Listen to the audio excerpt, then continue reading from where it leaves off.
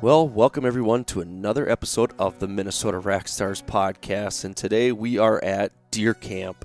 This podcast was recorded the night before the firearms opener here in Minnesota, and it was a lot of fun because there was a lot of people there, young people, old people, and all we did was talk deer hunting. There were some of the hunters that have already harvested deer with their bows, and some of them are still waiting to harvest one themselves. So anticipation is high, excitement is high. It's a lot of fun, a lot of good stories, a lot of good laughs. So if you like listening to deer hunting stories and listening to people who are excited about deer hunting, this is a good podcast for you. So I hope you guys enjoy. I know I had a lot of fun doing this one here. You might hear some people in the background. That's just a lot of people having fun at deer camp. So with that, we're going to get to the podcast, and I hope you enjoy.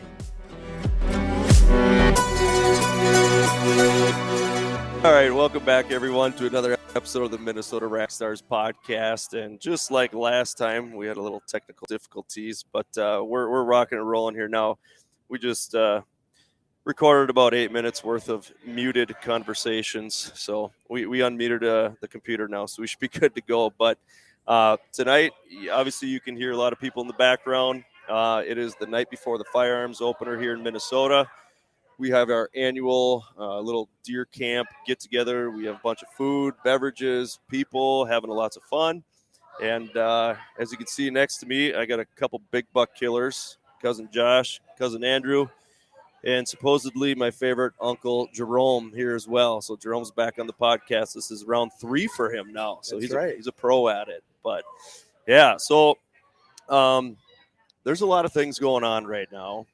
People, high anxiety, excitement. I remember when I was young and, before I started bow hunting and that night before firearm season, I could not sleep. I was tossing and turning, and there was just so much excitement.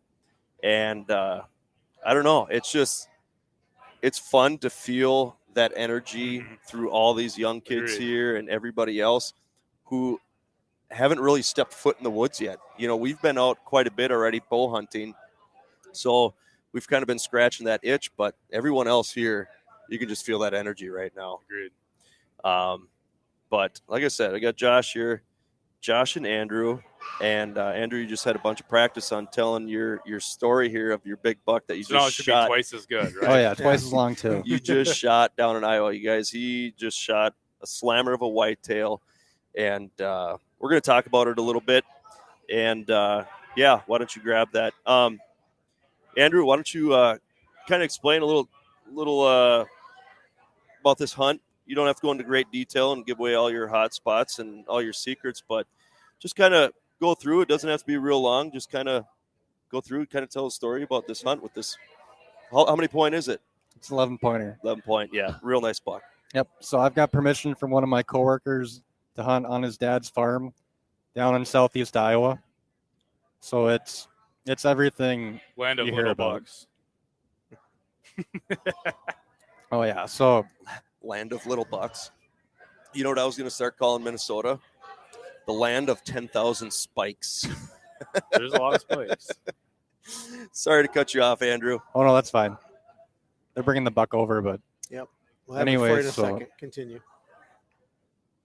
Yeah, so I saw this buck on Sunday morning. He was out feeding in the field. He was rubbing on some trees a little bit, so I threw him a rattle. He heard me. He looped around downwind, ended up coming to about 70 yards, so I never had a shot or anything at him, but got a pretty good look at him. Knew it was a buck I wanted to shoot.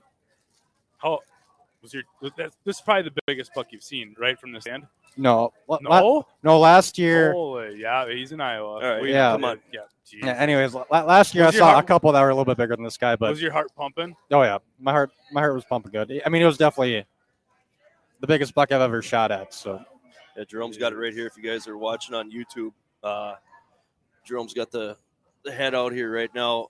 But if you see, I mean, just high tine, lots of tines, good mass, very good deer. Yeah. Very good deer. So anyways, you can continue.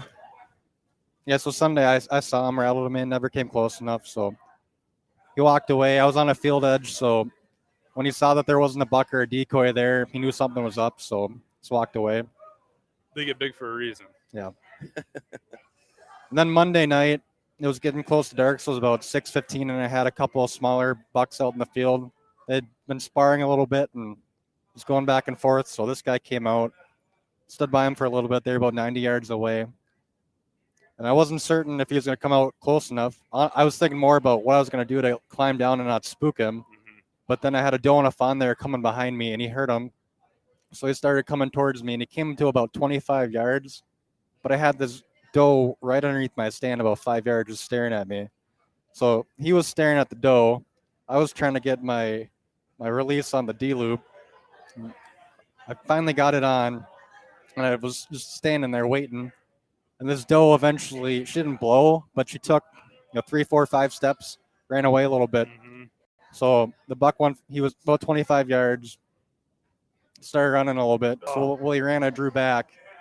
He stopped. You're left-handed? Well, I'm left-eye dominant. I'm not left-handed. Oh. Only the But- best are left-handed. Just remember that. He stopped broadside.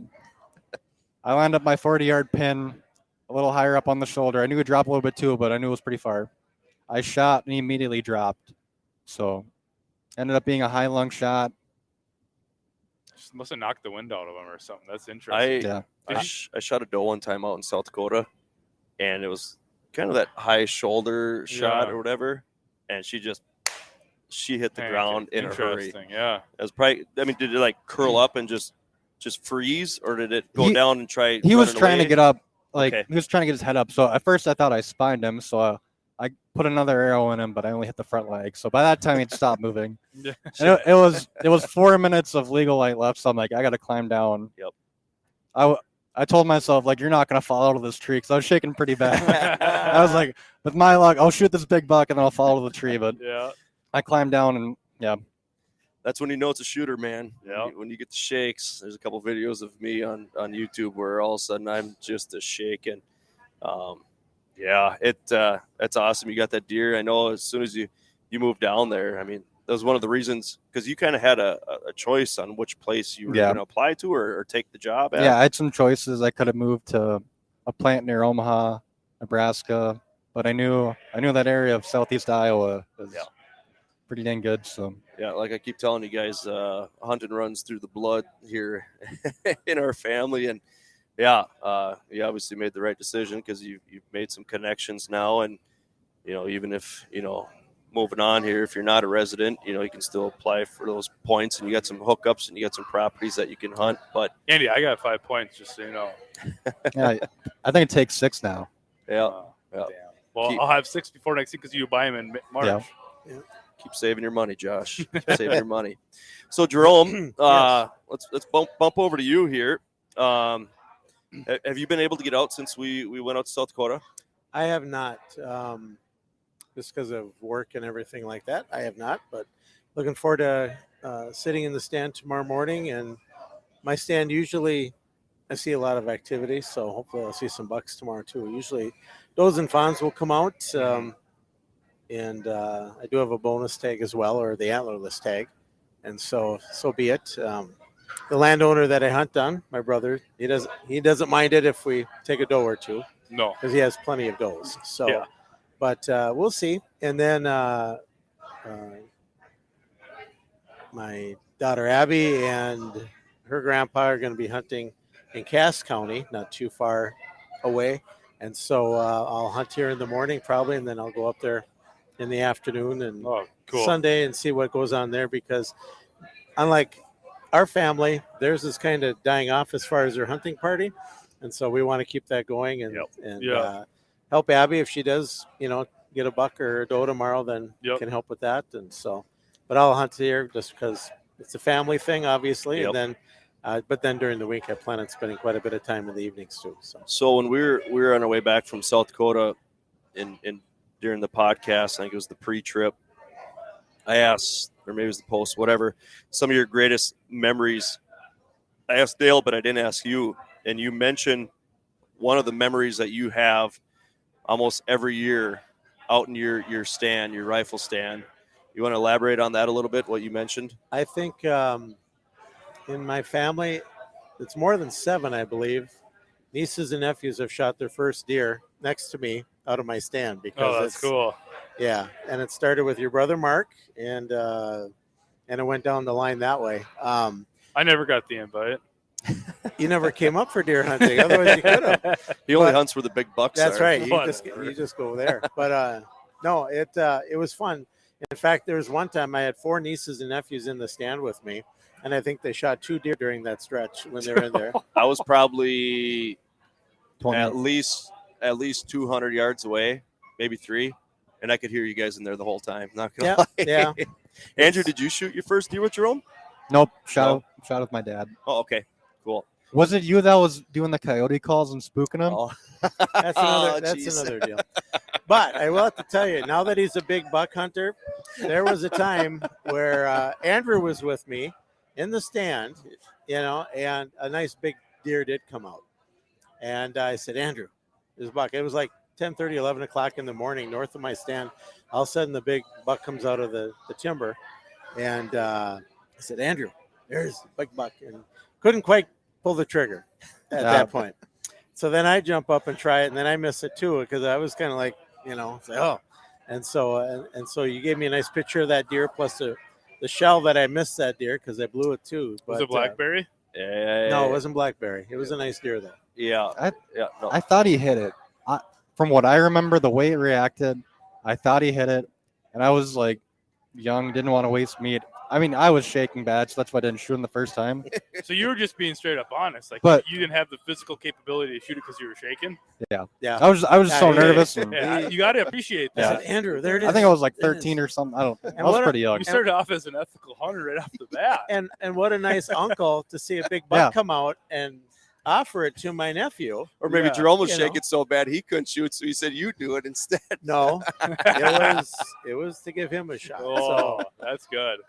But yeah, so you couldn't get the shot, and then I did a quick shot, and then I missed it. So then there was another time that we were muzzle loading. Yeah. And there was a little fawn in where my stand used to be. Yep. There's that little patch of corn, and there was a fawn in there, and I thought, well, and Andrew was in my stand, and I thought, well, if I do it right, we're gonna push that fawn right past him, and he could shoot it with the muzzle loader.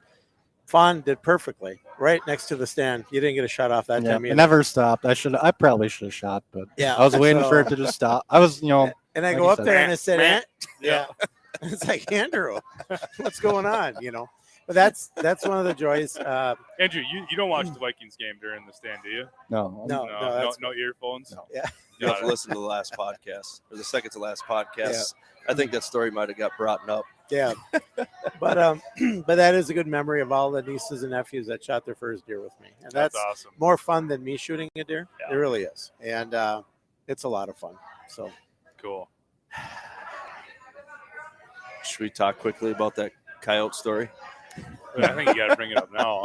you have to. We were all in on it. So Okay, you guys are gonna have to help me out. My memory is not that great. So I don't even know the story. So it Yeah. was. How old were you roughly? I don't think I was out there. I think it was Tommy and Hannah, maybe. Okay. Tommy and Brian, I think, and maybe Okay. Hannah. They were young, Yeah. elementary, Oh yeah, at least elementary age. old enough to be hunting, but So 12, 13. Yeah. Yeah. old enough to be out there. Yep, probably all their first year out there Yeah, hunting, right? something like that. So they were all with Jerome, and we had this all pre-planned, right? And Jerome, I think you only had one gun in the stand for everybody. You had it, and Jerome was going to say everyone once it was end of shooting hours. Jerome was going to walk back to the truck, and he said, "You guys just stay in here, okay? I'm just going to go get the truck, and I'll come back over and pick you guys up, so you don't have to walk so far." So they all agreed to it. As elementary kids should be doing. They should be listening to their elders and do as we Yep. say. Nothing out of the normal. Nope, Yeah. especially out at our camp. But anyways, so Jerome leaves to come back to the truck, and I have a remote control coyote call, Oh, jeez. and I snuck through the woods, and I got probably 60 yards away from them, and they're out on the field, in a box stand, and I'm in the woods, and like I said, nobody has a gun here, and I don't recommend anyone doing this at their own place. But anyways, I sneak through the woods, and I just hammer on this coyote call, and I mean I got the volume cranked up to 100. And these coyotes are yelping, and I can hear everyone in that stand just there's bouncing around, and they're screaming and they're yelling. And then I go to the fawn distress call. Yeah. Wee, wee. Yeah. They're just freaking out in there. And I'm taking my sweet time. Yep. Jerome just sitting there giggling, going back to the truck, and then I could see Jerome driving up. And then as soon as Jerome gets there, I cut the call. And I mean, I was calling for 5 minutes straight, just anything, dying rabbit, distressed fawn, coyotes, everything. Howling, everything. And these kids are just freaking out in the stand, and Jerome gets there, and I shut everything off completely. And they're like, Jerome, you got to hear this. There's coyotes, there's rabbits, there's everything. Listen. I wouldn't play it at all. Jerome, you guys are lying. Get it? No, I'm serious. They're just freaking out. There's something getting killed in the woods. Yeah. That's awesome. Yeah. And they didn't know for at least a while Yeah. before that came on. But yeah, that was That's pretty good. No, we have fun. Yeah. And it was a totally controlled environment. No Yeah. one was going to get hurt. But that's part of deer hunting. That's why we're here, is to hunt together, and it's a good time. Share stories. At Christmas time, that's Yep. all we do is talk deer hunting. Yep. That's all we do. Enjoy the season and everything like that, but it's 90% deer hunting Yeah. talk. So Andrew, what are your expectations for tomorrow? Like, what are you feeling? Like, are you feeling confident? You kind of feeling, hey, let's just see what happens, or what? At this point, I've got a pretty nice buck. Tommy's up here. He hasn't shot a deer in a few years, and my sister also hasn't. So to me, it's more letting them enjoy it. I'll take whatever stands not taken, and just I'll probably wait for either an older doe or if another buck comes out. I've still got my bow tag for Minnesota too, so I haven't shot a buck in Minnesota yet. So last year, your brother Michael came up and you got a doe out of my stand. Yep. So hopefully that'll. Is he coming up this weekend? I'm not sure yet. Might either he wasn't feeling well, maybe next week and he'll come up. So no. Last year it was that like 50-mile-an-hour wind day, Right. and we were sitting in Jerome's stand, and I was It's like, enclosed, it might tip very nice over. stand. Yep. Before we get too far, Jerome might have a better beat on this. I can't remember all. There's 26, 27 cousins. Of your generation. Yeah, of my generation. Yep. Right. Then there's Something like that. So we talk about our family being big. I mean, we used to play like full-on baseball, softball games, football games. When it starts off with 9 kids, and then you get all the nieces and nephews. Yep. It's gonna be a So lot. there's quite a few of us cousins and extended family now too, and great grandkids.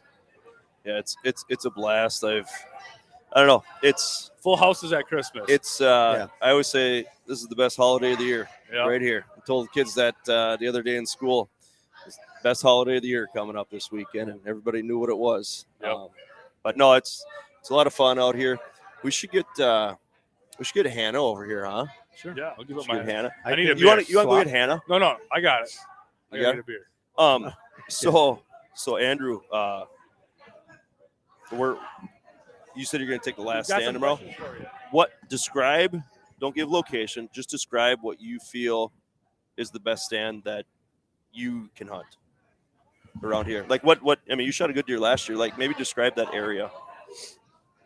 So on one of the properties, we've got about it's a 40-acre piece with about 7 of it being swamp, and in that 7 we really don't walk in there at all, except for shed hunting. So the deer feel pretty safe in there. So I would say that's one of the best spots. You got that combination of them coming out of the swamp, and then there's a stand in the corner that intercepts them coming out of the swamp, and then also you've got alfalfa in that field next to it too. So it's got that combination of ag that'll get the fawns coming in and the does coming in. And that buck I shot in 2021, there was 2 fawns in the field about 200 yards away, and he just came out, was trying to figure out what was going on, and I was there at the right time. Yeah, and that's this time of year. I mean, tomorrow the opener, and on throughout the entire week, be out there. You never know when a deer's going to get bumped and come on over and be at the right spot at the right time. And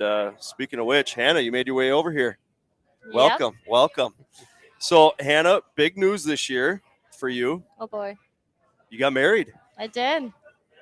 So all those guys out there that thought they were going to get some good hunting land, you're out of luck. Mhm. How's the married life going so far? Pretty easy. Yeah? Hmm. Just wait. Well, that's good. So you live out in the country, Yes, I love it. kind of out in the area where hunting takes place. I've been seeing some deer around. Just Yeah, a couple. couple. Won't elaborate too much. What's your plan for tomorrow morning? Where are you sitting? Probably in the nice newsstand that's right in the middle of everything. Yep, we talked about it, and Hannah is my goddaughter, There Yes. you go. and so So that's the stand from J&R Outdoors. Jake, that's right. Jake She's and gonna Rachel. debut it Sweet. tomorrow for the rifle season. So it's 12 good. point. What do you think of that stand? Super nice. Yeah. We went bow hunting in it actually. Super, yeah, nice. The windows, I like the windows actually. Yeah. Well, they You don't hear anything. You don't. It's so quiet in there. So the windows are tinted, and then there's a string with a pulley system, and it ends up looping up over the top, and it's got counterweight balance. So as you pull the string, wherever you want that window to stop, you just let go, and that window stops. So if you want it cracked open a 1/4 inch, you can crack it open a 1/4 inch. If you want it all the way, pull it all the way. And it's it's a pretty slick stand. I like it. I'm jealous, Hannah. Jealous. So are you pretty excited? Are you pretty excited to go out tomorrow? Is Ben going with you? Ben went up north actually. Oh, he so did? I'm hoping I can get one in the morning and get him back here. There you go. Yeah. There you go. Does he got pretty good land up there? Yeah, his parents do, yes. Okay. But not as good as land as we have. Yeah, that's right. Yeah. Yeah. So when's the last time you shot a deer? Like 9th grade. 9th grade. Yeah, I Okay. actually was just talking about this the So other you're day. due. You're Very due, due. right? Is tomorrow morning gonna be the morning? I hope. I sure hope. Well, Drum, you might have to make a drive or something for Hannah and get some deer rolling. But so you film with us. What do you think of the whole filming? I don't know, ordeal. You like filming? You like being on camera? I think it's fun, but I think I'm the laughing stock of the crew. I think I'm on for people to laugh at. So I wish Oh, I had come something on. good to show. It'll come. It'll come tomorrow. Yeah. Tomorrow. Is your dad gonna go with you? Well, somebody has to. Yeah, your dad will probably go with you. Yeah, we'll send a camera with you, and I think good things are in store. Sooner or later, you got to break the ice. Yes. You got to break the ice. Has Hannah ever sat with you in your stand? Not in the new one, but the old box stand you were with. Yeah. So Yeah. How was Hannah? Was she just fine. hard to keep quiet, or was she always bouncing around and messing around and say, "Draw, my hands are cold"? Or Not that I remember. well, that's good. It's been a while though. Oh shoot. No, yeah. So You I hope to stand, and you got a good spot too. So you got a little bit of everything. You got cut Mhm. cornfield, you got a standing cornfield yet, right? And then there's a bunch of trees Yep. and a waterway. So you got a Mhm. lot of different variations there. So hopefully something will pop Yeah. out. Might have to bring Tucker out there in that stand. After I get one, maybe. There Yeah. you go. There you After. go. The times I bow hunted, Hannah and Ben have been kind enough to let me sit on their property to Mhm. bow hunt. So other than a bobcat, I haven't seen a deer yet, but it was cool seeing the bobcat. So Hannah, let me ask you about like this night tonight and throughout the week. Yep. Like, what is it about like tonight and the rest of the week that makes it so special for you? For me, it's just being with family and talking about all the memories. Like a little bit ago, we were talking about our hunts, what it's like getting up in the morning and then sending those pictures right away. Yeah, just the memories. That's why I'm down here and not up north with my husband right now. That is the cool part about the Mhm. tradition that we have here. It's a pretty tight knit group, and to be honest with you, like that's what I was talking about myself. Just going with my bow. It's not about killing Hmm. this week. It's about just being with family and having a good time and sending reports in the group Snapchats and the texts and all that good stuff. It's a fun time. There's no doubt about it. It's for us here. I think for our family, it's hunting and Christmas. Those are the two that kind of really, excite us a lot, just getting together and having a good time. What'd you bring for food here today? Well, my dad cooked up some shrimp pasta, so I brought that over. Nice. Yes. That's good stuff. Speaking of which, we should probably get your dad over here because we got to talk about the buck that he shot. So I'll swap with him. Sure. Yeah. So, Yeah. All right. Hannah, So I'll you go stay get on here Steve. because I right. think you might have some questions for him, or he might have some questions for you. So we're gonna have to Oh, boy. figure that out. But so, just I don't know. What are your expectations for tomorrow? To get up at a good time first, to not get cold, and then to hopefully actually hit something this year. What are you using for a gun? 270. 270. Is that yours or is that I actually got it from my godfather Oh, as really? a graduation gift. Jerome? Yes. Jerome got that for you, huh? Well, that's cool. Yes. So Jerome, put that on real quick. Yes. So Hannah just mentioned that she's shooting a 270 that you bought for her. Yes. Why don't you talk about what you usually do for your godchild?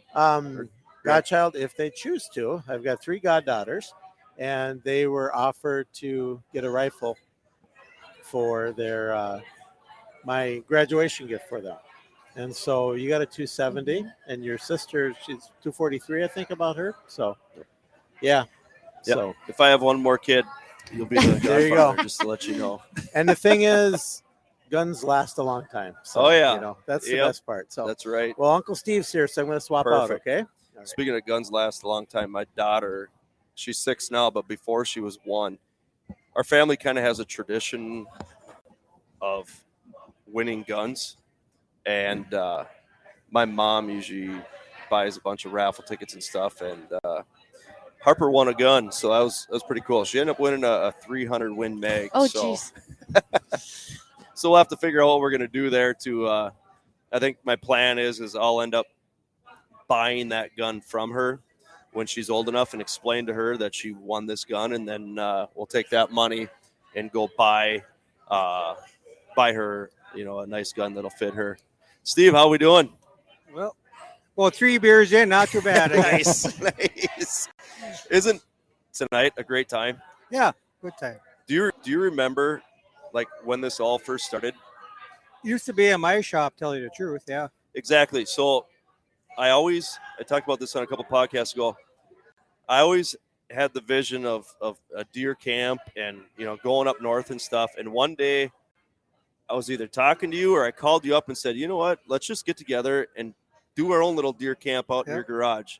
That sounds good. Have some food and beer and have a good time. So we started over in your garage, and things just kind of transferred over here. Mike's got a nice big heated enclosed shop here, but look what it's become. It's Must have been 40 people here tonight. Yeah, and I pulled in. There were cars everywhere. Yeah. But so your tag is already punched. I know it. Kind of wrecked my season, but yeah.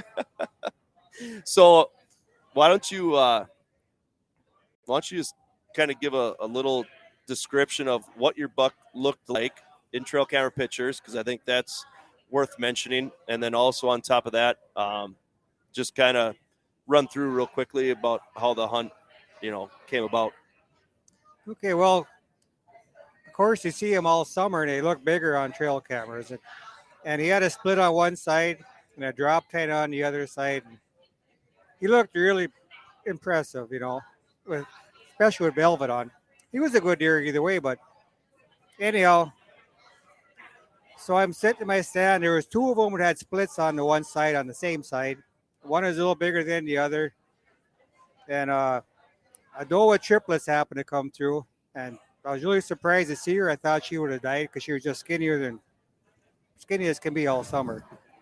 But anyway, I was happy to see that doe with triplets, and the fawns all looked nice. They come to the food plot, and right behind him came a pretty good 8-pointer. I thought, boy, that's pretty cool, but I never really got excited about him at all. But it came from my left side. I looked back, and here come a bigger one. I seen he had a split right away. I thought that was one of our target bucks, Not knowing if it was the bigger one or the smaller one, but either one was big enough anyway. So I took the shot and I got it. And I called I called you up, and I called Travis up, and I called Andrew up, Andrew Ruckers, and made a little party out of it. Got my beagle out there and tracked it down, and had a good time with it. But I ended up breaking the bro chain off sometime the week of that week. Drop time. Yeah, drop time. Yep. And there was, but the tough part is it's my second time out for the year, and I really enjoy bow hunting. And I was pretty much handcuffed all damn fall. You know, it sucks. You know, Mhm. I still hunted a little bit, but I wasn't going to shoot nothing. It's kind of, I don't believe in filling somebody else's tag early in the year. And, Yeah. and it's exciting to shoot a big buck. I hate to take one away from somebody else as well, you know. So Yeah, and that's the thing. Like, it's, you know what happens when you pass up that deer early on in the Oh, season. yeah. You know, when it's one of your target bucks. You know, and obviously that was the one you guys had on your hit list, and you had to shoot that one. But like you said, it's kind of bittersweet because was, now all of a very much. sudden your tag's gone. Like you said, you're going to be really selective on what you want to shoot next. But in reality, like this time of year, I know as bow hunters, you know, it's you put in the time, and then all of a sudden the Orange Army comes about, and you know, the woods just kind of goes ballistic, and yeah, you know, but we do got to remember we enjoy this here, just Oh, yeah. being around everybody, and that's what it's about. Now, Hannah said somebody's got to go with her in the stand tomorrow. Is that person going to be you? Ben's got a long drive home. If he's going to get there in time, I don't know. Have you been in that new stand yet? That 12-point stand? To be honest with you, since you put it up, it dried up. Okay, sure. They're avoiding it. Yeah, I have not. I've not been there. I think Hannah was up there once, and she didn't see a whole lot. And, sure. And the food plots are not good to start with. There's Yeah. very few tracks on the food plot. Yep.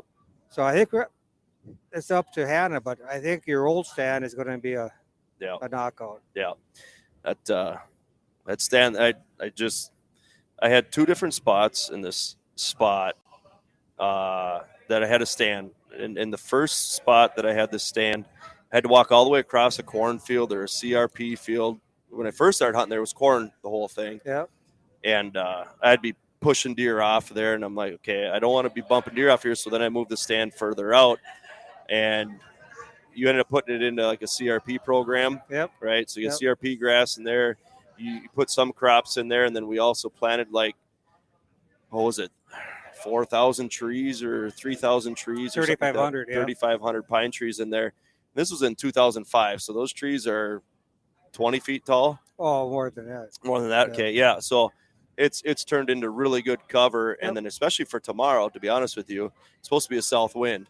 So yeah, if you're on that side, you know nothing's really going to wind you because you're on the north side of everything. But And that food plot, that corn plot, is really nice this year. oh yeah, And there's a pivot of alfalfa just to the west, 200 feet or 200 yards away, and a lot of deer crossing from the willows to that sure, alfalfa. So yep, if I was going to sit in a stand tomorrow, that's where I would sit, sure. in your old stand. Hannah, There was way too many mice in there last No, year. actually, I checked it out today. Oh my gosh, there was like 5 running around the entire time. This keep year you on your again. toes, keep Well, you no, warm. last year. Oh, last year, yeah. They were bad. But then I threw poison out. They're all dead the second weekend. Oh. I am not doing that again. The best is when you get more videos of mice than of deer. That's usually a good hunt, right? I have a feeling our Snapchat's gonna be blowing up tomorrow with mice. And So I checked the stand this week, and there was no sign of mice right now. So. Well, I remember I sat that stand one time, you know, just to give you some confidence, Hannah. I sat that stand one time, and it was cold out, and I had a nice propane heater that I inherited, and it's almost like it was like a miniature stove oven heater. Like, it was nice. I'm like, this is sweet, you know. And I hook it up, and it's like a cylinder. Okay, it's a cylinder, and I hook it up to propane tank, and hit the pilot. All of a sudden, it just goes, whoop. And all of a sudden, I have this huge flame, and mice start coming running out from there. Here, there was a huge mouse nest inside that heater, and yeah, she went up in flames. But the stand's still there. Stand's still good. It's a Well, nice it's got home. the carpeting on the bottom, Yeah. and they like to get underneath there and make a nest out of it, and that's what they like, I guess. Yeah. Well, that's good about that newsstand out there. But hey, sometimes you gotta go the extra mile, Hannah, to shoot that big buck. So we'll see. We'll find out in the morning. Well, we have another guest with us. It's Kayla, Hello. and we are at your dad's shop here. This is a pretty cool setup. What do you think of everyone being out here this time of year? Oh, it's always fun. This evening is my favorite. You got both sides of the family. You've got friends and everyone around. It's probably the highlight for me is seeing everyone come together and share stories and BS a little bit. Yeah, it's not just the call side; it's your mom's side as Mhm. well. And and it's fun because I've seen things throughout the years where we have these little kids playing catch with football and baseballs and all that stuff, and it wasn't too long ago you guys were running around kind of doing the same thing, and now you guys are kicking back with us and Yeah. having a few and eating some good food. But yeah, it's fun. So what's your plan for tomorrow? Well, I'm joining Hannah. So again, we're talking about my stand. Hopefully, I'm hearing There good we go, news okay. about cleaning those out. But that's we've had some success, some stories. We actually killed out of your stand. Really? 1 gun, 2 deer. Really? Do you remember that? Yes, I do. Little do. button bucks. Yes, north of the stand, right? You shot it to Yeah. the hayfield. Mhm. Yes, Probably our best I story to date. do Drop them remember both. that. That's right. Right next to each other. Hey, that's awesome. That was because I might have been. I think I was going back to college or something when you guys sat that We were stand. young.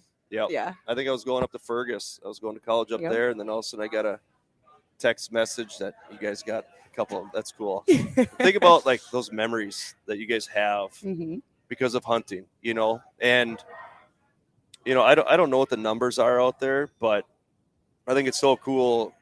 You two as females hunt, and you continue to hunt. My mom, she hunted for many years, but I mean, I just highly encourage females out there to try it and be a part of it, because there's so many good experiences and memories that you create through the sport of hunting. Would you not agree? Absolutely. Yep. No, I think it's always been. I mean, this family has been rooted in that, and we've got a lot of, success stories above us, and we've got lots of people all throughout the years. But that's been the highlight for sure. And you think about even competing a little bit. I like it when Yeah. the females dominate a little. Yep. Typically, we show up just as well as the guys do. Yeah, it's always a blast, and just the laughs. I mean, that's the best part. Like, even just I can already imagine what's going to go on in the stand if you guys go to my old stand tomorrow. We're and usually there's pretty mice quiet. running around We- everywhere. We stay focused, at least for part of the morning. What's your guys's, like, when I was younger and hunting? Like, I don't know. I couldn't wait for I didn't have this night here when I was growing up, right? So when I was younger, it was we just stayed at our house and everybody kind of did their own thing. Steve, you were probably at the bar, but At times, yeah. You couldn't sleep anyhow. Why stay home and not that's sleep? about it. Yeah. But like, for you guys, like, where is that level of anticipation, excitement? Like, where is that at in your stage of your hunting career? I think it's been fun because I know just seeing the deer around and seeing the different photos come through, whether it's different cameras and everything, like you just never know. I mean, my favorite is when you drive out to a stand in the morning and you see so many deer on their way out. I remember when Brian got his, it was his 8-pointer, we had like seen it cross the road in front of us. So for me, it's like the excitement of getting there, waking up, making your coffee, doing your thing. But then the drive out is always my favorite because you just don't know what's even going to be waiting for you. So your dad's not feeling well tonight? Well, he had to go get my brother. So the vehicle broke down in Detroit Lakes. Oh. So he went on a rescue mission for shoot. the old Impala. Oh, man. Well, that stinks. So we'll see. I don't know what time they'll be rolling through the door. Hopefully he gets here. Oh, man. Well, I think it's time we should probably ask Josh about his buck that he shot. Did you guys see pictures of that? Absolutely. Oh, my goodness. I don't even know why I'm going out hunting after seeing pictures of that buck. Holy buckets. You know what? Actually, first, why don't you come over here? Hop over here. Did Sure. Did Josh score that buck yet? I think it taped out at 157. Ah, it was. bullseye. That's what I Is that what said. you it said? was. Yes. Really?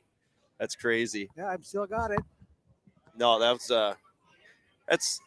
so tough. Like it was hanging upside down, so I was sitting behind it the whole time, and it wasn't a good view there.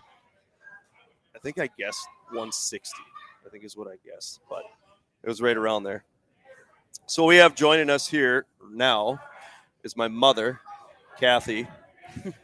So this was my first hunting buddy because back when I was younger, first when we were really young, you guys always dropped us off over by Uncle Victor's, right? Is that where we got taken to? No, you were in the car with me. I remember there was a couple times. Maybe that's when second weekend or something when we annoyed the crap out of you. Okay, that could be. I remember there was a couple times we got dropped off over there, but when we were really young, Mom and Dad would always take us out to the stand, and I think we were talking about stands with mice in them and stuff. I think we need to talk about your deer stand.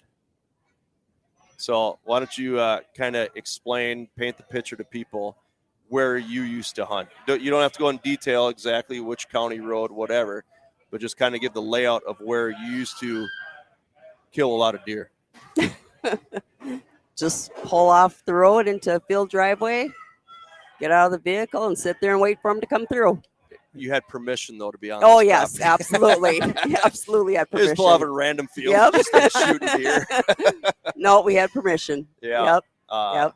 I remember there was, many times where we'd be sitting there, basically just park the van. We'd get out of the van and take a couple steps off to the side in the field and just sat there. And there was a field where basically what was happening was people would be – there's a big opening between two sets of woods, and people would go into the woods and they'd bust deer out, and then the deer would come running over here, or all of a sudden people are walking through some state land, they kick up some deer, and all of a sudden they come running over. So it's just basically putting your time in, and eventually some deer would come running through. But I remember one time we were sitting there, and it was right across from a piece of public land, and we got done hunting, or you got done hunting. We go back in the van, we pull out on the road, and we drive down the road a little bit, and there's these guys back at their vehicle, and they're sitting there BSing, and we asked them if they saw anything,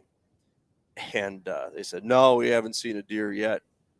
And Mom goes, well, right there's one, and it comes running across the CRP field, wide open. It's making its way towards this block of woods. And all of a sudden, these guys load up their guns, and they're just hammering away at this doe coming across the CRP field. And I think there was people over on the other side, and they were shooting. And that's the scary part about public land come firearm season. You don't know who's where and who's shooting what. But anyways, they're firing away, and Mom says, give me a bullet.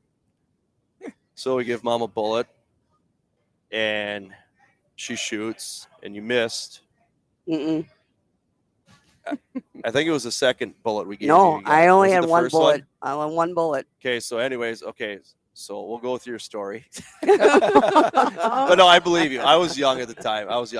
But anyways, gave Mom a bullet, and this deer is like feet away from jumping into the woods, and Mom pulls the trigger, and that thing drops on a dime. And these guys are just sitting there blasting away with their, high-powered rifles.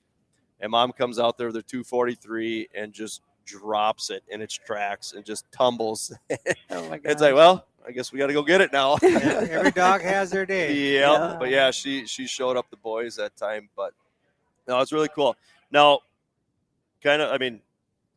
why we're sitting here tonight too, it's because of your guys' generation that kept hunting alive, and you guys brought us into it, just like your dad, the reason why we're here in this shed today, and you and your sister are out here, and your brothers. It's something that's what makes hunting so special, because it gets passed down from generation to generation. Those stories just continue to build and continue to grow, and the bucks continue to get bigger, that you saw that got away. But no, it's something that I'm extremely thankful for, to have this opportunity to do this. And, I think yourself for bringing me out there at an early age and introducing me to it. I thank you for allowing us to hunt out on your property for so many years. I don't hunt out on your property a whole lot anymore, but you think about what would this crew have if it weren't for you and your property that you have and your dad's properties, Kayla. I mean, that means so much to every one of us that is sitting here tonight. Well, it's kind of funny. My dad never hunted at all. He had an old 22. He shot a couple of rabbits and maybe a skunk every year, but he had no interest in hunting whatsoever. I think I was the first call to hunt in Minnesota. Your dad Ronnie hunted in Montana or someplace with Winchers and all them guys, but sure. And Mike was gone to Nebraska, but he had bought a rifle. And anyway, I think I was the first call to buy a Minnesota hunt in our family to buy a Minnesota hunting license. I think That's awesome. Give me your best hunting story, Steve. You think of yours. I think I know what yours is going to be. No, I ain't going to say that one. My favorite one actually is we're sitting in the woods and Travis was probably 10 years old.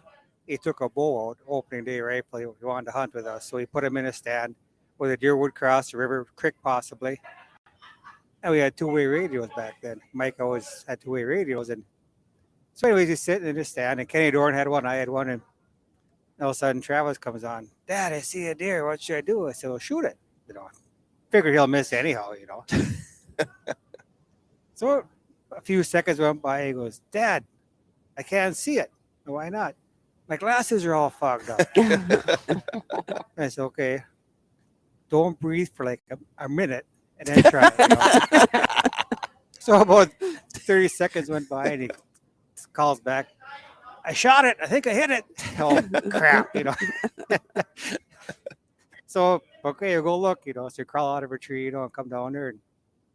And sure as hell, there's blood on the arrow. Like, son of a gun, just on the tip, it didn't pass through, obviously. Like, oh, my God, he hit it to all dang deer, So we looked for blood and looked for tracks.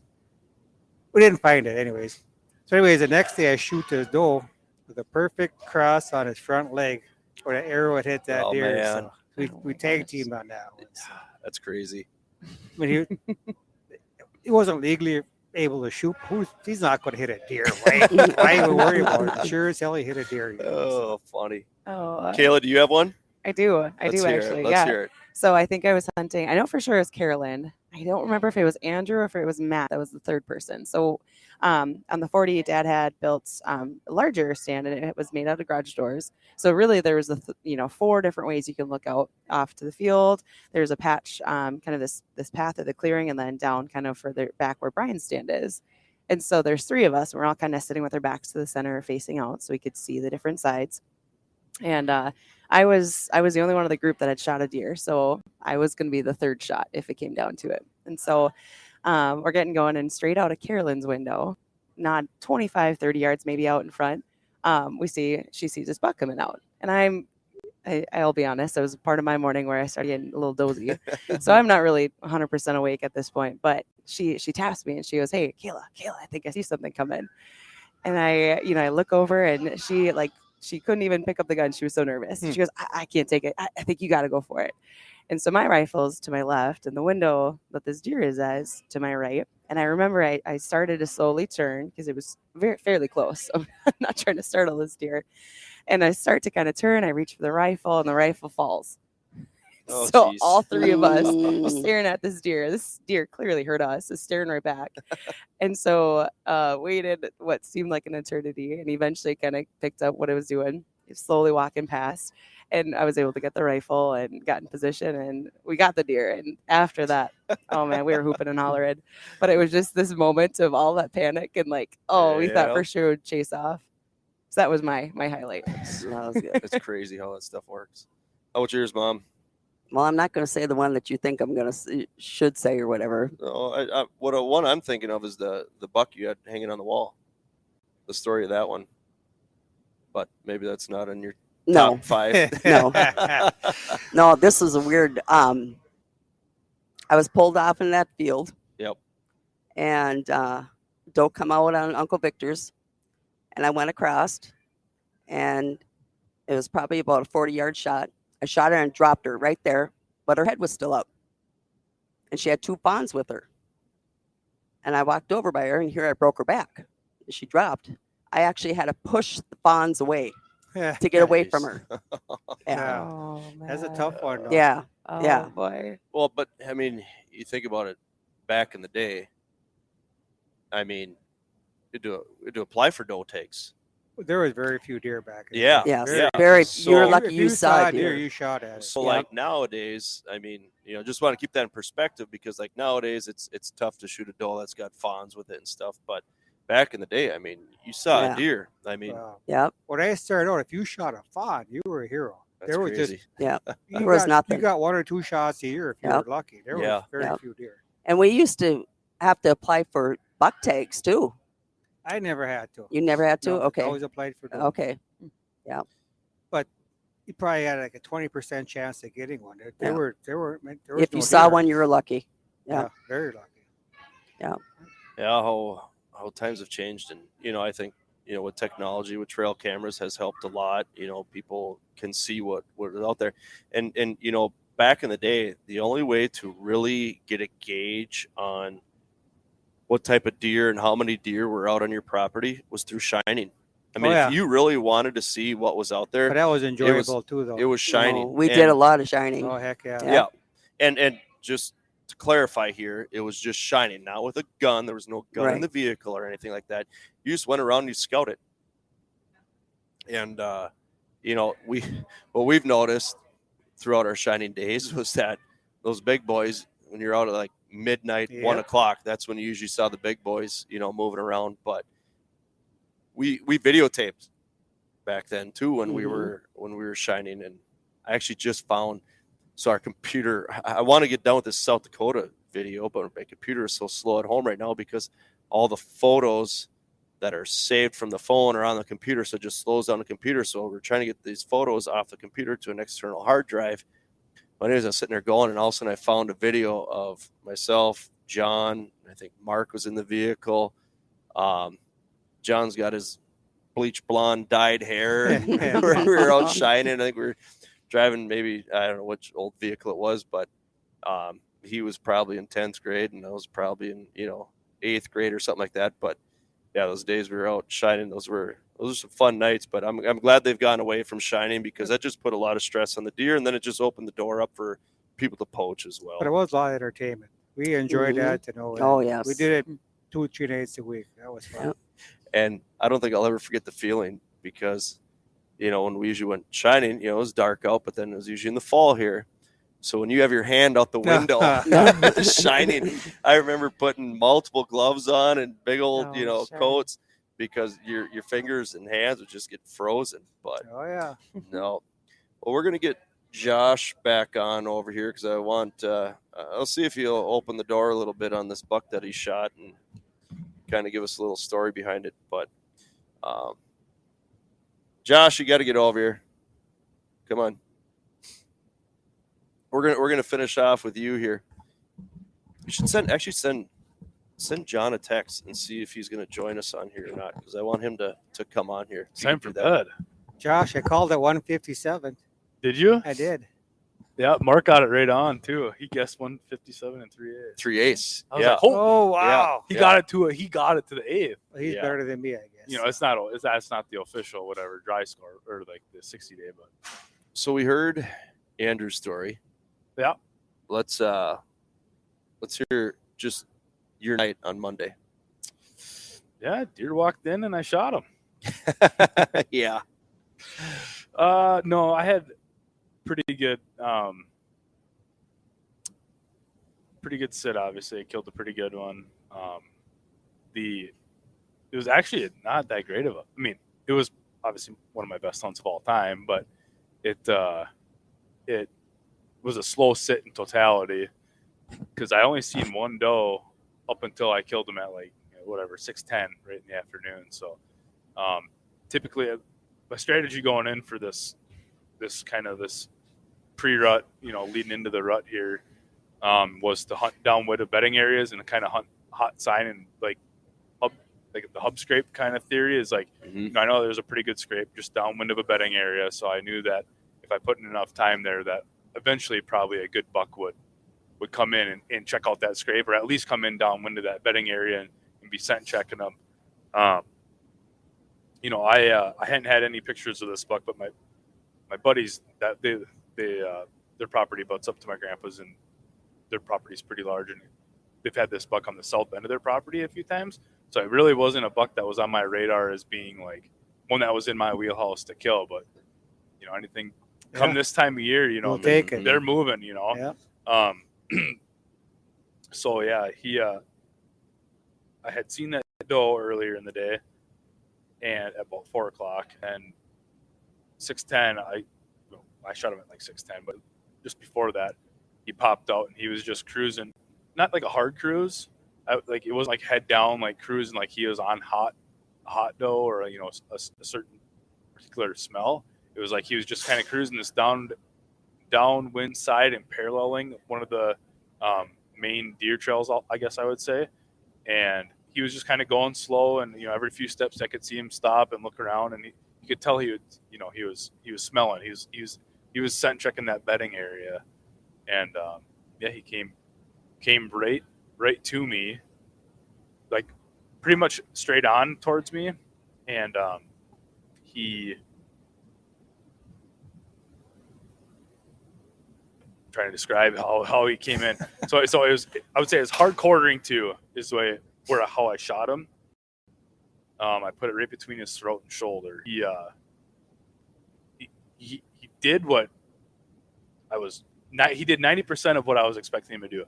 I thought he was going to come at me, hit this trail, and then go up and hit that scrape that I was kind of hunting over. I was like 70 yards from that scrape. The only reason I wasn't closer to that scrape is because there was just no good trees, and I was a little bit afraid to hang my set too close to that bedding area, because I know that those deer there's always quite a few does in there, and I didn't want to bump any of them out. So I sat back a little bit. And just as he was rounding the corner to hit this other trail that he was going to intersect, it was like, he freaking knew. It was like that sixth sense of that buck. I didn't know if maybe he caught a swirling wind or nothing, but it was like, I had already come to full draw when he didn't see me come to draw, because he was looking the opposite direction. But it's like, as soon as he was starting around, boom, he snapped up and looked right at me. And it was like, I came to I was at full draw, and I was like, crap, like I was expecting a broadside or quartering away shot. And now I'm like, now he's got me pegged. And it was kind of like, either you're going to take this shot now, and I know it's kind of high risk shot quartering too, but it's like, put it between that throat and that shoulder, and you're going to have, you know, pretty high lethality rate. So I snapped it off, and it was like 29 yards, 30 yards, and buried my arrow right into his front side of that cavity, and he went maybe 80 yards or so from there. No blood though. That was the scary part. Is I started getting on that blood trail, and with the hard steep angle down and that frontal with my arrow sticking in him, he didn't bleed much at all. So and the snow came, right? So I'd added a little caveat to it. Where'd you find the broadhead? Oh, where did I? Yeah. So it was just behind the offside shoulder. So it did, and it even broke a rib in the armpit. So when I cut it open and get the full autopsy, what the weird part is the arrow inside of him was broken into 3 pieces. So all I could think is that when it came in, right, he was turning, or his neck or whatever, and that arrow was broken into 3 pieces. And 2 of the pieces, so I had like 20 some inches of arrow in him. You know, I found that other 10 after he crashed. But there's like 20, 21 inches of arrow in him. 2 of the pieces were buried in the onside part of the deer that I shot. And it's like, you could tell that it just got like rubbed into like the sidewall. And that's why, like, looking in there, you couldn't see nothing, is because it was like in like the rib lining, like it had got wedged in the rib lining on the offside. And the other part of the arrow was the same way, but on the opposite side. So as he was running, it must have just like worked itself around all the good stuff. Pieces on both sides. Yeah. Really? Yeah. It's super interesting. I know, because when I was sitting there looking at it, I said that arrow's got, I mean, it looked like to me that it was in that shoulder, but you wouldn't have been able to tell by looking at the outside of the hide of the deer. And when we were shining the light up inside the cavity after I got him, it's like, where the frick is this arrow, you know? Yeah. But you would save the cape, so you didn't cut him wide open and split him like you sometimes would have either, though. No, exactly. Yeah. So it was pretty interesting. Heck of a deer. So let's go through your shot process, because I know that you know, when it comes to the moment of truth, you know, being able to execute and make a good shot, there's a lot of things that got to happen upstairs. Yep. You know, what was your thought process throughout that time when he came in? Yep. Great question. So obviously, I mean, I still get excited like anybody else. I mean, right when I first seen him, I wasn't 100% sure like what deer it was, and even when I shot, because it was kind of getting that gray light and that snow was coming, so it was dark. So like, I mean, maybe that helped me a little bit because I wasn't like, holy moly, this is, you know, one of the ones, you know, but I knew it was a good one. So obviously my heart was ticking right away when I first seen him, and it was, you know, it was only a few minutes. He only had to come 70, 80 yards to me from where he's probably only 100 yards away when I first saw him come out.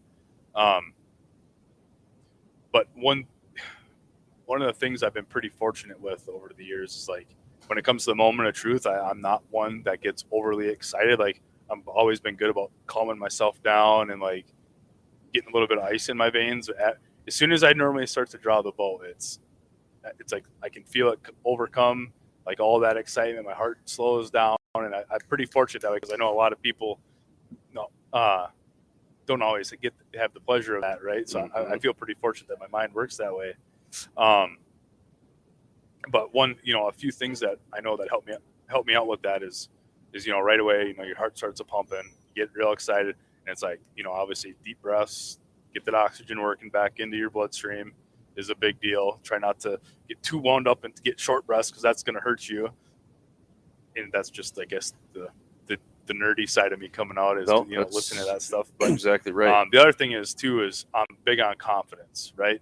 So every time you're going to squeeze off a shot, it's like, there should never be a doubt in your mind that it's like, I hope I hit this, or I hope it's a good shot. It should always be like, no, this fucking thing's going to, sorry for my language, this thing's going to die, right? That's, and you know what? I'm not. Let me jump the gun here, because Go ahead. one of the things I've actually learned from you over the years, and I know you started doing this recently, and so I added it to my mantra of what I do before my shot execution, is like, what you told me is like, shoot to effing kill, right? Like that's what goes through your head. So now mine, I have a similar saying in my head, and it's just like, you're dead. Like that's where my mind goes. Like, I'm gonna, as soon as I get back to full draw, like, if I'm not thinking that, I'm not gonna shoot, because that's when shit gets haywire. Yep. So it's just confidence in your shot, and like just knowing every time you squeeze off, it's going to be a kill shot, right?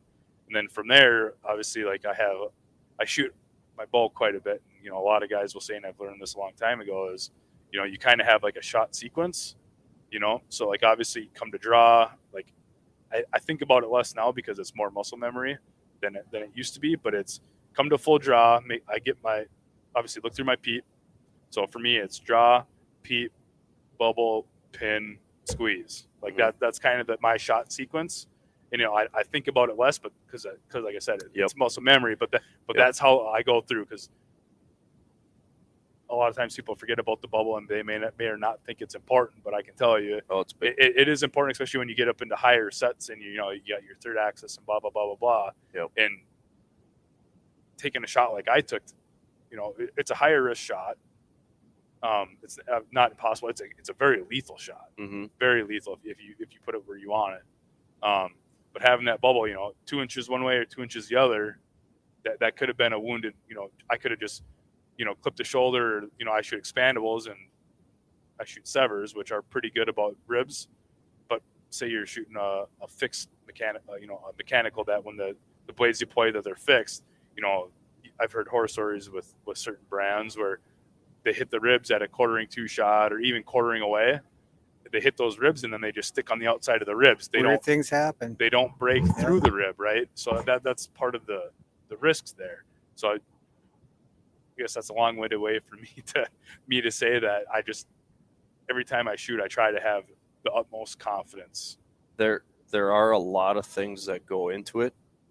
It's no different than a shot in basketball or hitting a baseball or whatever it is. But like you said, it's that muscle memory. It's practice over and over. Like, there are a ton of things that happen before you pull that trigger. Oh, right.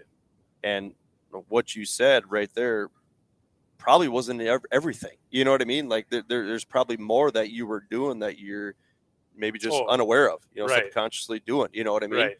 But just going back to like what you said, that mindset is so Mhm. huge. Like you need to be all in and Right. like Just you like were- in golf when you get the shanks. you got to No be different, committed you know? to do it, and you are doing one thing and one thing only, and that's putting an arrow exactly where you want it. Right. And that's the attitude you need to have. You need to have that. You are going down, and Yeah. and you don't have an option. But you got to cover your bases. I mean, Oh you yeah. get a funny angle, and all of a sudden your sleeve nicks your string. Mhm. So you got to double check some of this. Oh stuff. yeah, you Mhm. The definitely. pivot from your hip. Don't just drop your arm and shoot. Exactly. You miss a few deer, you start to realize. that Oh you- yeah. So And- they all stick in the back of your head. "Oh, that time I hit my sleeve. That time I didn't bend Oh, for this. I was thinking about that last night because even too, I mean, this is something for all you guys to remember here as we're starting to transition to, peak rut rate basically here, and then you're going to go post rut, then it's late season. As time goes on here, you're going to start putting more Layers, layers of yep. clothes on. Oh, yeah. And what ends up happening is your sleeves get bigger, It your arms happened get a few bigger. times. Not only I mean- that, but the puffiness of it too. Yes. But also Mm-hmm. the tightness. Like I'm sure probably a lot of people listening or that have done this before have experienced it. You're bow hunting in late December and you got all your layers on and it's cold and tight. Well, guess can't what? draw. You can't draw your bow back because you got so much stuff on and you're cold. Your muscles, you haven't shot as much, so you're not as strong with Yeah. your back muscles. And You should almost turn your bow down about 5 pounds. yeah, exactly. And I've done that before have in the too. past. And you Yeah, just, couldn't and then draw. you just work on just move your pins a little bit, or just know like, hey, I'm not going to shoot to 40 yards now. I'm limited to 25 and in. There's certain things like that. But going back to your shakiness and stuff, Yeah. I crave that. Oh, If it's I don't awesome. get the shakes, it's like you get to walk away. yeah, There's very few things at my age of my life that give me get you adrenaline going, rush yeah. like that. That's deer. When I decide to kill a deer, It's it's like this is Yeah. like a little kid again.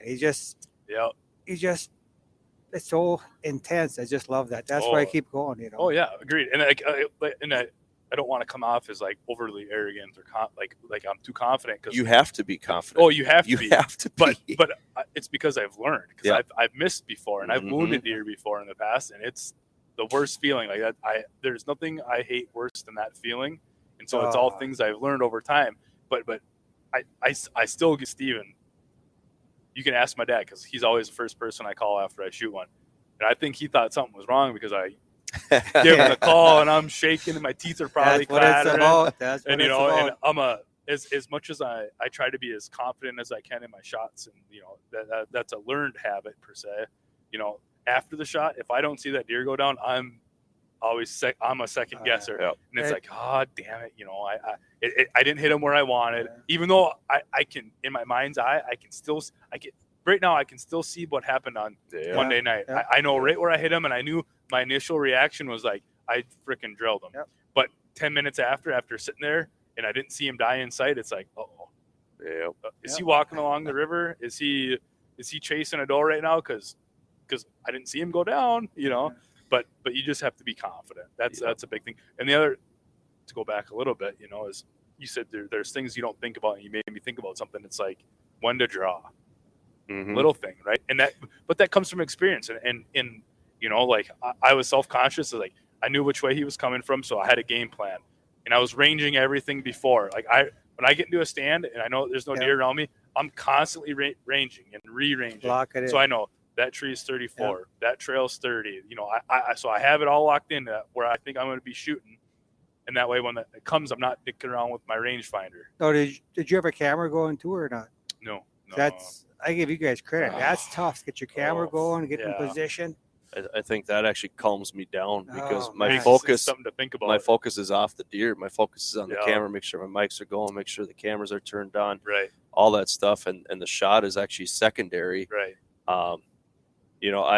I've filmed before and been the cameraman, and I've been shaking getting good footage because 100%. I'm nervous, and that's not just deer hunting, that's even turkey hunting Oh, yeah. before, when we're out there, Oh. because I'm so particular on making sure everything is It's in in the frame. right it's in frame and focus. everything's the going. camera's recording and all that. So I get a lot of enjoyment out of it, and like I was saying too, I'm just the type of guy I like a challenge, and that's an added challenge to hunting. Oh. I like doing it. I like going back and looking and critiquing, what happened. I like It's going nice back for and shot just placement too. shot placement's huge, but even just deer behavior. Yeah. Or sometimes I'm filming a deer and I have no clue there's another deer way in the background. Yeah. Or something snuck through. So that's kind of cool to do that. But it's something that I've mentioned this before. You need to practice. You need to be out in the woods in an authentic situation. I actually got asked that same question that you just brought up in school the other day. When do you know when to draw back on a deer? It's game plan for me. So as soon as I seen that deer come in, for this particular scenario, I was like, as soon as he gets behind that tree, right? Yep. That's my time. And thankfully he got right behind that tree. But he came down that trail you're expecting him to. Oh yeah, but they don't always come the same way. Visualization, right? Too. So like when I'm in the stand and I'm sitting there, I try to have long sets. I try to be in there early, and whether it's in the morning or at night, I try to get in there in adequate time so I'm not bumping stuff. But it's like I'm always visualizing. Okay, if that deer comes from here, I'm like, okay, he's gonna hit that corner. He's gonna stop there. Boom. Like I'm always visualizing my different kill shots or where I'm expecting him to come in the different scenarios. And so that just kind of like pre-preps you for like when it does. Now, does it always happen? No, never. No. It's never exactly how you do it, but it gets you in a mindset where you are semi more ready because it only takes a half a second, right? And if you have a half a second advantage, that's sometime make or break. But at these newer bulls, you can hang on for 2 minutes. Oh yeah. I draw earlier than I used to because they get too close and just a little less squeak and you can't get your ass way back and they're gone. That coyote shot. So I do draw earlier. Yep. That than I coyote used to. that I shot out in South Dakota this couple weekends ago. I watched it back on film and I timed how long I was pulled back for. It was 1 minute 17 seconds. I was pulled back on that. That's a good well, one. I had to because I had nothing in front of me for cover. Yeah. And he was going to come around this bend in the creek, and I'm like, I got to pull back now, otherwise, how skittish coyotes are. They're going to take off. Well, just time yourself sometime. You could hold. I mean, if you overdraw, you're in trouble. If you just hold a good spot, you can hold for forever. 2 minutes easy. I think that the tough part is you can hold it, but can you be steady and proficient on the shot after holding back that long? Because I know that's what my shot was, a touch low, and I know if I would have held that long, my shot I felt could have been better. I mean, it was just a touch low, but that's the only tough part. You can hold it there, but then can you settle that pin and hold it there? And if you start shaking, you're done. Of course, but it used to be Boone and Crockett. You had like 65% let off. Yeah. And it was whatever. They didn't count it after that. But now it's way up there. It's not that tough to hold. So some bulls are like 95%. if they get too close, it's hard to move at all. And the smallest squeak up, a mature deer is not going to stick around. No. And that's a good point right there. And too is like I have to tell people this all the time. There's a big difference between hunting deer and killing deer. Well, killing deer, but also big deer. Yeah, you're right. That's a totally different ball game. And a lot of people have talked about over the years, but it's like something I can't reiterate enough because it's like, the deer don't mind if I go out and chainsaw. It's like, well, have you seen a big buck after you were chainsawing for a day? Or was it just the does and fawns that came back out, right? I happened to see a buck chasing. The buck didn't care at all. Yeah, he was not worried about the chainsaw. He was chasing the hot doe. Yeah, exactly. Otherwise, you never would have seen him. You would have never seen him in the first place. Yeah, so there's always that going on. I think the toughest part for me when it comes to drawing back on a deer is being quiet enough. I feel like I can time things out and have things prepared, or find a tree that's big enough where when he gets there, I'm pulling back, but just being quiet enough, when pulling back and whatnot. And we're gonna end the podcast with this story here that I kind of left out there that I didn't finish, but last year, the last sit that I had last year was a day before the actual end of the season, but the December 31st, which is the last day of the season here in Minnesota, we had our call Christmas that day. So you, Steve, myself, and Jerome went out to your property. Oh, and we went out, and I went and sat in a box stand. Steve went in a little deeper, and then Jerome went to a different spot. We were probably all within 200 yards. Yeah, probably 250 away, and Jerome was probably 150 away. Yeah. So we had some deer that were coming out. You know, Steve leaves a bunch of food up for the deer, and deer started coming out, and I wanted to shoot a doe. That was my goal, was to shoot a doe. And what comes through first? A buck, you know, a young buck, and he comes walking through. And I had the windows open in the box stand, ready to go. Camera was rolling, and this little buck comes through, walks right on by, quartering away. This doe comes through right into the shooting lane, and I pull back, you know, and it was cold out, and my bow creaked just a little bit. And all of a sudden, she jumped the gun and took off running. Now, before I continue here, I have to back up, because that summer, you had some high winds. Yep.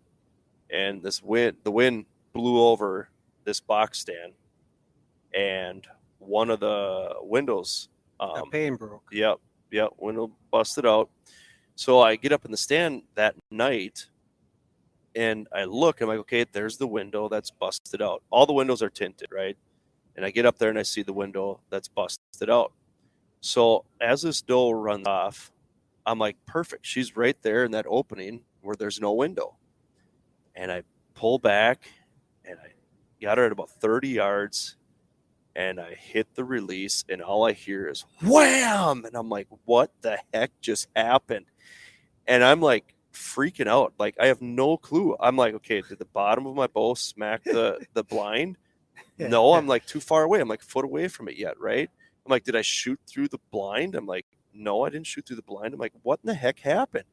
I could not figure it out. And I look out to like where the deer was standing, and I could not believe what I did. Here, that window that busted out, the uncles went and put a clear plexiglass window in there. Ultra clear. And all the other windows are tinted. And here I thought that window wasn't replaced. Transparent. Yeah. I did not think that window was replaced. And I shot right through that brand new piece of plexiglass. and all of a sudden I start getting text messages from Jerome and Steve. Did you just shoot a gun? I couldn't stop laughing. I was crying in the stand. I was laughing so hard. It was just ridiculous. So any of you guys who listened to that first podcast, I talked about this incident here. There was a big bang in the stand. That's what happened. I shot right through the window, and I got video of it. I promise I'm going to get a video put together here and publish it, because I think that stuff's important too, to share some of that silly stuff. But that's a blooper. Oh man. But that's the other thing too with archery hunting. It's never over until it's over. There's so many things that can go wrong. Just because a deer is in front of you does not mean it's a long way from a dead deer and hanging up anyways. Big time. But a lot of movement. Lots of fun. Well, exactly. And that's what tonight was. A lot of fun. Like I said, Steve, thanks for allowing everybody to hunt on your property and stuff. That's just amazing. Josh, thanks for swinging up and help us out with pictures and all the information as well. Yes, that's right. But also, thanks everyone for listening in tonight. We appreciate it. Hope you guys are having luck. Hope you guys are enjoying your deer camp. And until next time, good luck, and we'll see you later. Well, I hope you guys enjoyed that podcast. I hope the audio was good enough for you, but it was just exciting. This was one of the most, exciting podcasts that I've recorded so far. Just being around everyone, it was fun. Some people were wondering what the heck was going on. One lady actually came up and thought I was setting up a little soundboard to be a DJ at deer camp. So it was a lot of fun, just recording and being around with everybody. And I hope you guys are out there having a blast. As I'm releasing this, Minnesota is in the middle of the firearm season, but there's a lot of states out there that are going to be opening their firearm season here soon. So I hope you guys enjoy this. I hope you guys put together your own little deer camp. I've said this in previous podcasts.